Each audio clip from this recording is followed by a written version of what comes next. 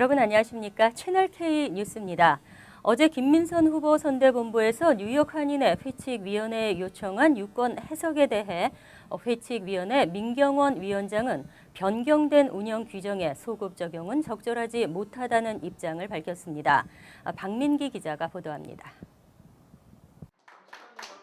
제34대 뉴욕 한인회장 김민선 후보에게 박탈 결정을 내린 선거관리위원회에 대해 민경원 뉴욕 한인회 회칙 개정위원장은 신중하지 못한 결정이라는 입장을 밝혔습니다.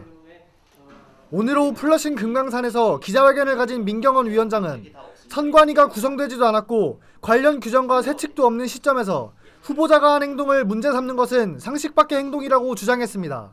선관위원장을 지낸 저의 경험과 역대 선관위 경험을 종합해 볼 때 통상적으로 선관위는 선관위가 구성된 이후의 후보자 활동에 대해서만 판단해야 된다고 보며 선관위 구성 이전의 후보 활동에 대해서는 문제 삼는 것은 옳지 않다고 생각됩니다. 뿐만 아니라 서류 교부 시작부터 기호 추첨일 사회를 사전선거운동으로 명시했던 33대 운영규정이 사전선거운동을 무한 금지하는 34대 운영규정으로 바뀌었음에도 이를 특정 후보에게 정확히 명시하지 않은 것은 선관위의 직무태만이라고 강조했습니다.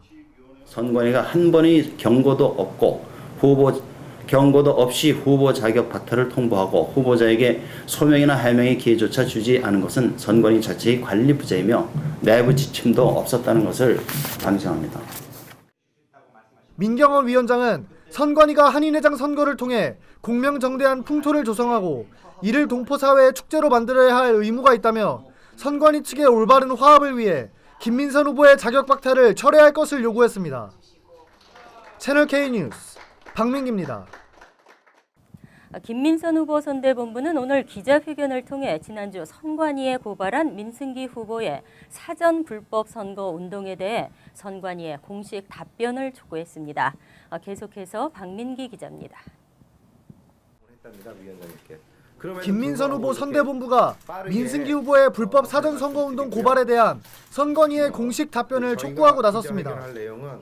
김민선 후보 선거대책위원회 김도영 본부장은 오늘 기자회견을 통해 지난 21일 민승기 후보의 불법 사전 선거운동에 대한 2건의 증거자료를 첨부하여 선거관리위원회에 정식으로 고발하였으나 아직까지 이에 대한 어떠한 대답도 듣지 못했다고 밝혔습니다. 뿐만 아니라 이번 고발건을 주도적으로 조사해야 할 이승열 위원장은 장모의 건강 악화를 이유로 돌연 한국으로 출국하고 류창원 부위원장과 유도영 간사 역시 적극적인 조치를 회피하고 있다며 선관위의 직무유기를 문제 삼았습니다. 그러나 선거관리위원회는 이 고발건에 대해 지금까지 아무런 조치를 취하고 있지 않고 있습니다.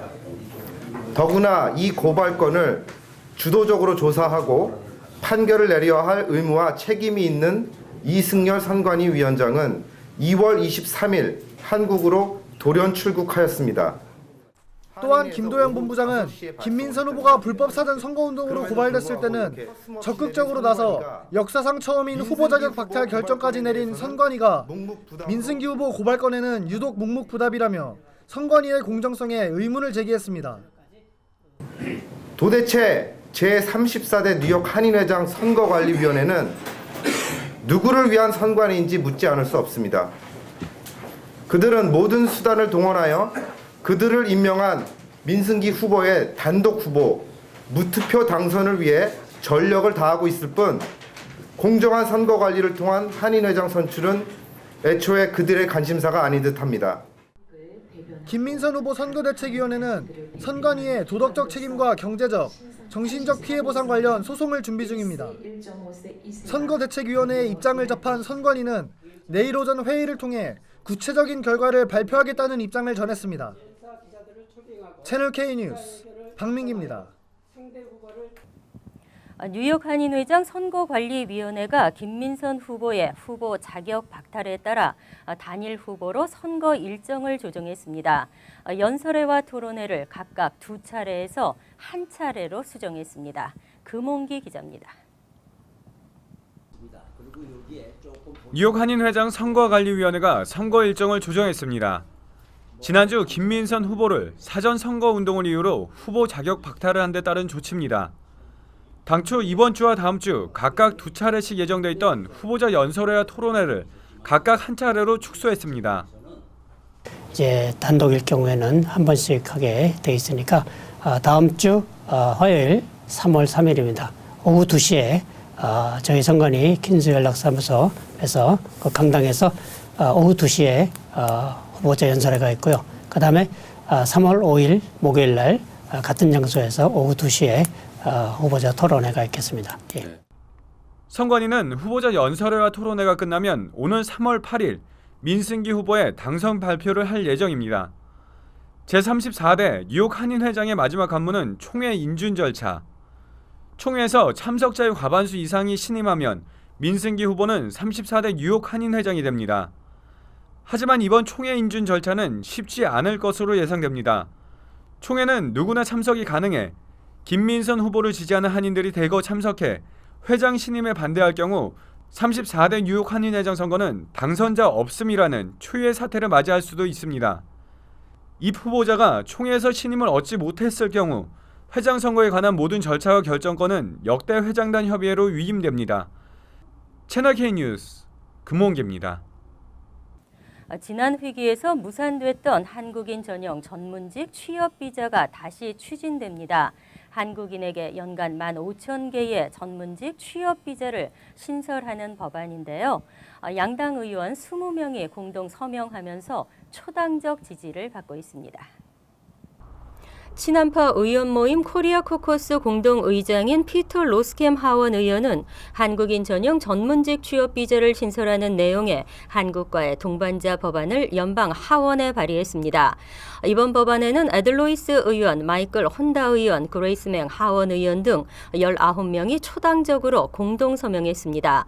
법안은 연방 국무부로 하여금 대한민국 국적을 가진 대졸 이상의 전문직 취업 인력에 취업 비자와 유사한 이퍼를 연간 15,000개 주도록 하는 내용을 골자로 하고 있습니다. 로스캠 의원은 지난 113대 회기에서 동일 법안을 발의했지만 예산안과 이민개혁 등 다른 핵심 이슈에 비해 우선순위에서 밀린 데다 공화민주 양당 간 이해관계가 엇갈리면서 처리되지 못했습니다. 로스캠 의원은 올해 초 한인단체 관계자들과 가진 간담회에서 이번 회기에 법안이 재상정되면 초당적 지지를 받아 무난히 통과될 것이라고 자신했습니다. 일본은 다케시마의 날이 있지만 한국의 독도의 날은 없습니다. 독도에 대한 홍보도 그동안은 정부보다 민간 차원에서 더 활발한 활동이 있었는데요. 교육부와 동북아 역사재단이 일본의 부당한 주장에 효과적으로 대응하기 위해 독도 홍보 책자를 배포할 예정입니다. 한국교육부와 동북아 역사재단은 전국 초등고등학교와 재외공관, 한국교육원 등의 독도 교재 2종을 배포합니다. 교재는 국제법과 지리학 전문가, 현장 교사들이 제작한 교재로 외국인이 이해할 수 있도록 국문과 영문 해설을 병기했습니다. 또 부당한 일본의 독도 영유권 주장에 효과적으로 대응하기 위해 독도와 울릉도가 한국의 영토임을 명확히 하는 국내외 고지도 자료가 수록됐습니다. 이 밖에 지난해 동북아 역사재단이 개최한 김중만 독도 사진전에서 소개된 독도 사진이 담겨 있습니다. 교육부는 이 책자가 3월쯤 배포될 예정이라고 밝혔습니다. 또 역사 문화의 해외 홍보 사이트인 코리아넷을 통해서도 제공된다고 설명했습니다. 교육부 관계자는 독도 관련 내용을 책자 형태로 배포하기는 처음이라며 국제사회에 독도를 제대로 알리는 좋은 자료가 될 것이라고 말했습니다. 연방국토안보부 셧다운이 초읽기에 들어갔습니다. 국토안보부 잠정예산안의 시한이 오는 27일까지인데요. 아직도 정치권은 이민개혁안을 놓고 공방을 벌이고 있습니다. 오바마 대통령은 연방의회가 예산안을 통과시키지 않으면 국토안보부의 부분적 폐쇄가 불가피하다고 경고했습니다. 공화당이 이끌고 있는 하원은 오바마 대통령의 이민개혁 행정명령을 저지하기 위해 국토안보부의 예산안 가운데 관련 항목을 뺀 예산안을 통과시킨 바 있습니다. 하지만 이 예산안은 다시 상원에서 민주당의 반대로 처리되지 않고 있습니다. 이에 오바마 대통령은 어제 백악관에서 전국 주지사들과 회동을 갖고 밝혔고 다음 주부터는 10만 명이 넘는 국토안보부 직원들이 봉급을 받지 못하게 될 것이라고 밝혔습니다. 이어 국토안보부의 부분적 폐쇄는 경제와 국가 안보에 직접적 충격을 줄 것이라고 지적했습니다. 또 지역 경제를 지지할 재정도 지출할 수 없다고 주장하며 연방의회에 빠른 조치를 촉구했습니다. 투자하거나 퇴직 후의 삶을 계획하는데 전문가들의 도움이 필요한 경우가 있습니다. 하지만 투자 전문가들이 고객의 이익을 우선하지 않는 경우가 발생하면서 이에 대한 연방정부의 규제가 강화될 예정입니다. 오바마 대통령은 어제 은퇴자 협회에서의 연설을 통해 재정상담가들에게 허용되어 이해상충 행위를 근절하고 신의 성실 의무를 새로 규정할 방침이라고 밝혔습니다. 의사나 변호사 등 다른 직종은 신의 성실 의무가 있어 자신의 이익을 고객 이익보다 앞세우는 이해상충 행위를 할 수 없도록 돼 있지만 재정상담가들에게는 이런 의무 규정이 없습니다. 따라서 현재 규정으로는 재정상담가가 고객과 은퇴자금 마련을 위한 투자 상담을 할 때 자신에게 뒷돈을 제공하는 판매 회사의 상품이 고객에게 최상의 것이 아니더라도 이를 권하는 데 제약이 없습니다. 또 각종 숨겨진 수수료로 인해 실수익률이 떨어지더라도 이를 고객에게 적극적으로 알려줄 책임도 없습니다. 이런 이해 상충 행위를 근절하기 위해 대통령이 새롭게 추진하는 규정의 상세 내용은 수준의 노동부의 규정 제정 절차가 시작되면 공개될 전망입니다. 규정 제정 절차가 시작되면 2-3개월에 걸쳐 여론 수렴 기간도 갖게 됩니다. 뉴저지주 새 표준 시험이 올해 첫 시행됩니다. 하지만 시험 반대 여론이 커지면서 교육국의 우려가 커지고 있습니다. 주 하원이 새 표준 시험의 영향력을 축소시키는 법안을 통과시켰습니다. 뉴저지주 하원 본회의는 어제 새 표준시험 성적을 학생 졸업 요건 등에 반영하는 것을 일정 기간 유보하는 법안을 통과시켰습니다. 주 하원은 최근 거세지고 있는 새 표준시험에 대한 우려와 혼란을 반영해 이런 결정을 내렸습니다. 이 법안이 최종 입법화되면 2015에서 16학년도부터 3년간 표준시험 결과는 영재 프로그램 선발 기준 등으로 사용할 수 없기 때문에 시험의 영향력이 상당 부분 축소됩니다. 컴퓨터 기반으로 변경된 새 표준 시험은 다음 달 2일부터 주내 대부분의 학군에서 시작됩니다. 하지만 저학년의 경우는 자판 사용 등의 어려움을 겪을 수 있다는 우려도 나오고 있습니다.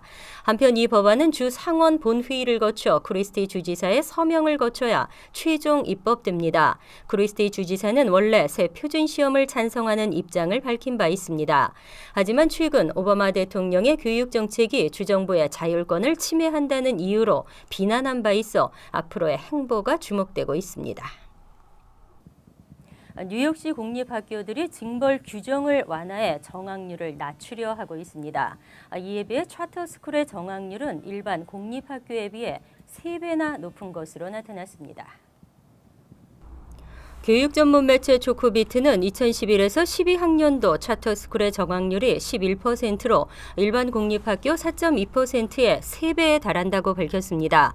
이와 같은 차이는 차터스쿨의 경우 복장 위반이나 무례한 행동, 사소한 규칙 위반이 많기 때문인 것으로 분석됐습니다. 특히 로우 맨해튼 브룸스트릿과 6번가에 소재한 브룸스트릿 아카데미는 정학률이 51%로 가장 높은 것으로 조사됐습니다. 이어 엑셀런스 보이스가 40%, 인터빅스 프리퍼레토리가 39% 순으로 나타났습니다. 차터스쿨 관계자들은 이러한 정학을 교육을 위해 필요한 조치라고 밝혔습니다. 정학 조치라고 해도 학생들에게 보통 하루만 학교를 나오지 못하도록 하기 때문에 이를 통해 학생들이 규칙과 교내에서의 행동에 대해 중요한 경험을 하게 된다고 설명했습니다. 항상 여러분과 함께하는 채널 K 뉴스 여기서 마칩니다. 편안한 저녁 되시기 바랍니다.